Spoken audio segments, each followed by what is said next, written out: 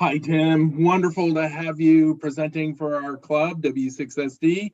To the club, this is Tim Duffy, K3LR. He is the CEO of DX Engineering. We appreciate your presentation you're going to give us tonight on grounding and bonding.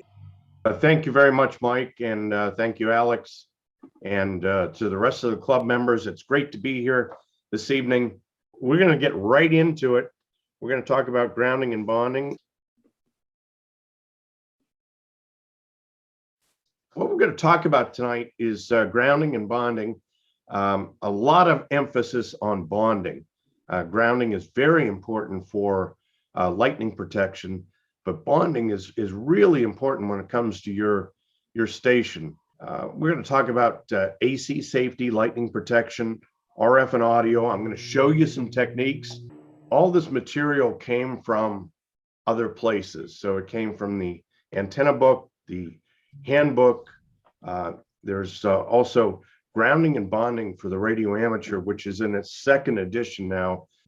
There's also free online resources like the Motorola R56, and also a W6 guru, K9YC, and Jim Brown has great information on his website. And so you can go to k9yc.com and see his information. There really is no such thing as an RF ground. We're going to talk about single point grounding, and just remember that you just can't dump the stuff you don't like into the earth and expect it to go away. So bonding, that is really, really important when it comes to putting together your station. Doesn't matter if it's a field day location or an HF station or a VHF station. It is intended to keep 2 or more points at the same voltage.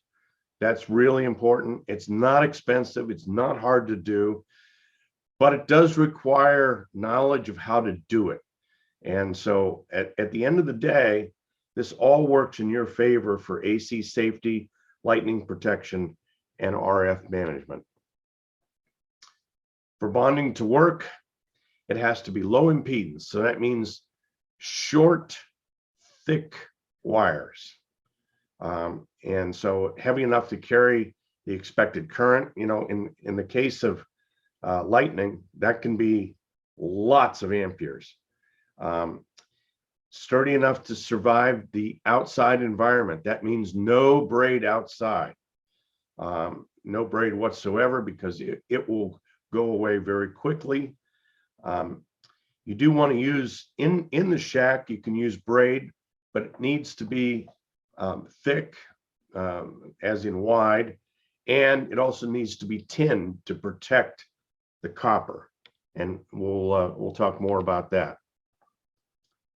Safety first. That's very important, especially when it comes to your AC system within your station in your house. The best thing to do is to hire a professional electrician. And for AC safety to work properly, it really needs several things to be installed. And what it does, though, it provides a path to an AC common point for all fault currents. It also stabilizes the AC power voltage during transients such as lightning. This goes by several different names: equipment ground, third wire ground, and green wire ground. So here's how your house is hooked up to the AC mains. You have a utility transformer that steps down to 240 volts. It is center tapped, and that's how you get the 120 volts. Inside the breaker box is a neutral bus and a ground bus. And there is only in the main breaker box do you have the main bonding jumper. You cannot have that jumper in any of your sub panels. And there's also a grounding electrode. So you have a ground rod that is hooked to that ground bus. You also have another ground rod that sits out at the utility transformer. All these things are important. And if you don't have these things, you do need to talk to an electrician. When we're talking about the ground rods for your AC panel, I like to use 2 of them. And I also like to use this photo here where it's actually done with bonding that is electroplating. This is called one shots. These are CAD welds, and they're better than these acorn grounds. And you see these acorn grounds a lot, but we sell these one shots at DX Engineering, and it basically welds the number 2 wire right to the top of the ground rod.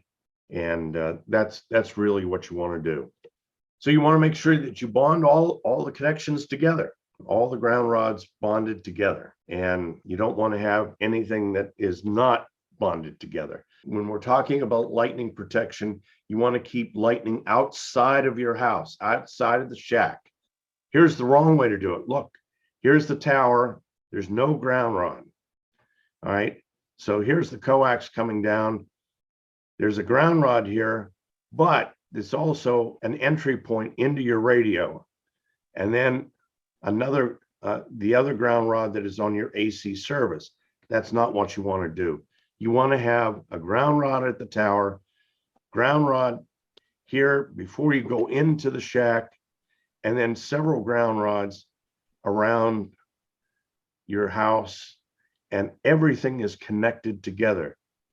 So you can see how this keeps lightning outside of the house instead of, see that these 2 ground rods were not connected together. That's bad news. And also no ground rod on the tower. Tower grounding, several ground rods are encouraged.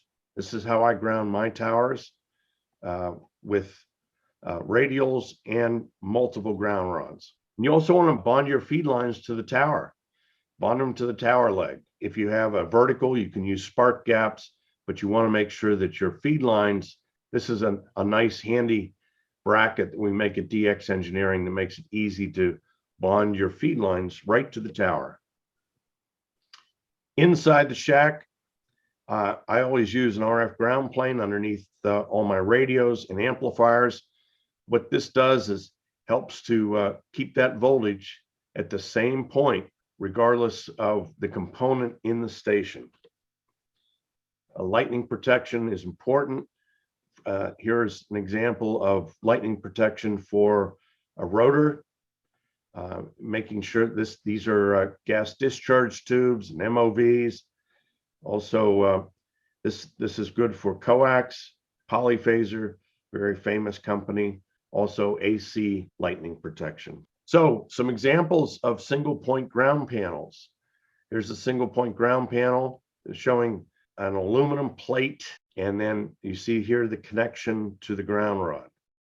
Very, very important. And then all of the control and rotor lines come in and then have gas discharge tubes across them going to ground. Here you can see an example of the gas discharge tubes on the single point ground panel.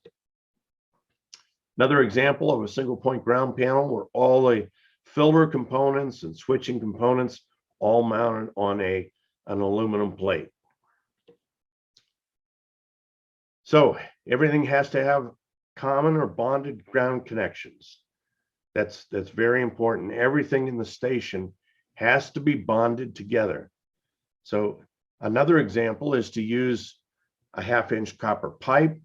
I like to use 2-inch strap, but these are braided connections to every one of the components. And again, these are tinned copper braid, 1 inch wide, going to every one of the components in the shack. Remember that everything in the station is an antenna, and you need to make sure that everything is bonded together. Everything then gets connected to the single point ground panel and then to the ground rod, which is also connected to the AC safety ground rod. You want to really concentrate on bonding. Don't worry about this thing that goes around called RF ground. The great thing about bonding is it eliminates the hot spots. It reduces the RFI from common mode current, minimizes any audio and buzz on your microphone or on your speakers, and you can move your equipment around without things, becoming wacky or getting bit on the microphone. So you're keeping cables short, using a bonding bus and bonding everything together to a single bonding bus. Then the RF ground plane, which sits underneath the radio, and that helps equalize all the voltage. This is explained in detail in the grounding and bonding book written by N0AX. And you bond the RF ground plane to the station ground system.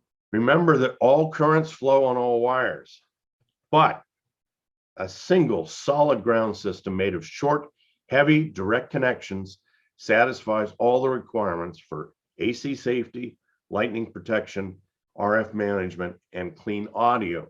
You know, I visit a lot of ham stations where there's no connections to any of the ground screws on the back of the radio or the back of the amplifier. And the guy will say, well, everything's working fine. It works better when you do this right. It does work better, and it's worthwhile. So here again, another example, ham radio equipment, RF bonding bus, okay? And then everything else in your house goes to the single point ground panel. Here you can see the AC power panel, the AC safety ground, service entrance ground. All of these grounds are connected together. Make sure you ground your tower, ground rods. This is the way to do it correctly. Another example, single point ground panel, SP, GP, the earth electrode, AC service ground, and then also the way the grounding is for your AC service panel. Remember that just because your station is working doesn't mean it can't work better if you do the correct grounding and bonding. So great resources that are online. You don't have to spend any money for this stuff. The National Fire Protection Association has it. Also, the FAA has some great documents on procedures for lightning protection. The IEEE and the ARRL has really good resources for electrical safety and grounding. WHAI also has web pages on ground systems, and this is all for free on the internet. So remember this RF ground plane, very, very important. Here's RF ground planes at K3LR. This is W3YQ doing installations of the RF ground planes at K3LR. And then those RF ground planes are hooked to the RF bonding bus. Then that bonding bus is hooked to ground rods that sit actually in the floor here at K3LR. So connections to the radio, connection to the amplifier, connection to the antenna switch, connection to the ground rods.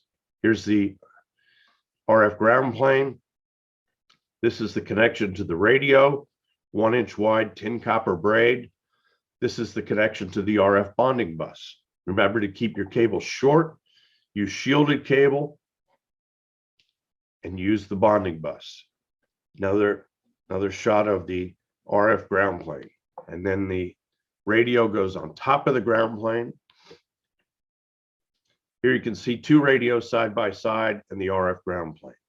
Another shot of the tin copper braid hooked to the RF bonding bus.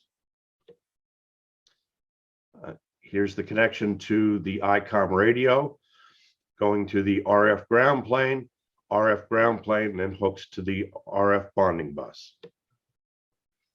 Connection on the back of the amplifier to the RF ground plane, then the ground plane to the RF bonding bus. Another example, connections to amplifiers going to the RF ground plane. Then that is my presentation, and I apologize for my voice. I'm just finishing up with COVID, and fortunately via Zoom, it's all okay.